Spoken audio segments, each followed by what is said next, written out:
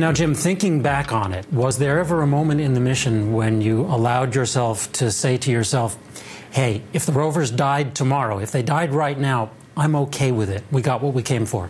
I'm not there.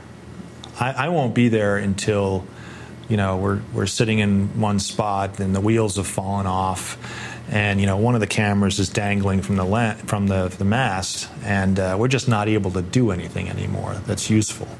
Actually, I would feel that way today. They have really exceeded our expectations. I'm not that kind of a guy. I won't be satisfied ever. When we're done, I'll say, we did a great job. But I'll always be thinking, geez, you know, I wonder what we could have done to stretch it out a little bit longer, get more data back. If we lost them both tomorrow, heaven forbid, I think we would consider this mission to be a smashing success. Now, I hope and pray that doesn't happen, because we've got a huge amount of science still out in front of us. But one of the things that I have come to realize, I mean, it took me a while to kind of adjust to this emotionally, but one of the things I've come to realize is that when they do die, I don't care when it happens, it could be tomorrow, it could be 400 sols from now. When these things die, they will have unfinished business. So, what business were the rovers sent there to conduct? And should we send others back to the same places, Meridiani and Gusev, to finish it? I always sort of looked at our missions as being kind of advanced scouts for future missions involving sample return or involving sending humans. We now have a place where we might want to bring a sample back or go there with equipment to look for evidence of fossil life. Now, if I were going to return samples from Mars, I don't think I'd go right back to Eagle Crater because, frankly, we made kind of a mess of the place. I would hate to see us make a decision that we would definitely send another spacecraft back to Meridiani. Not that it's not a wonderful place, and not that we couldn't learn all sorts of important things there if we did, but there are lots of other places that the selection of the landing site is so dictated by the engineering constraints of the spacecraft that we could target other places that might be even better than Meridiani.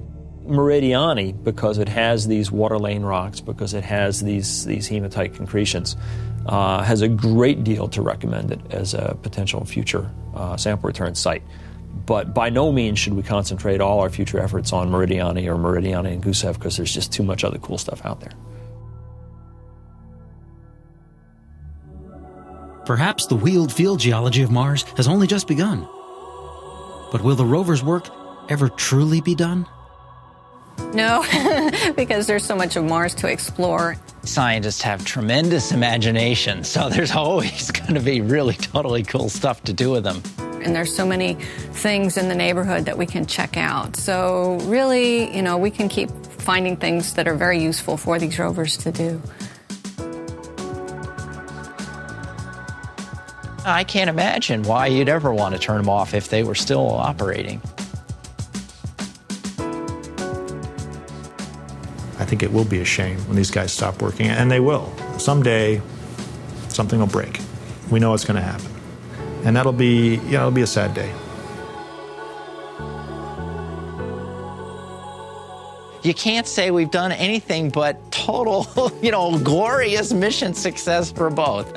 I mean, we've succeeded in everything we said we were going to do, and we've so far exceeded any of the baseline guidelines of what were written down that this thing had to do, that you can't call it anything else but just a glorious success.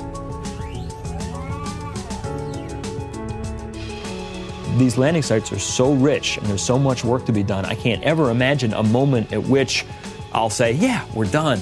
We've learned everything about this place that we can from these rovers. That's simply not going to happen.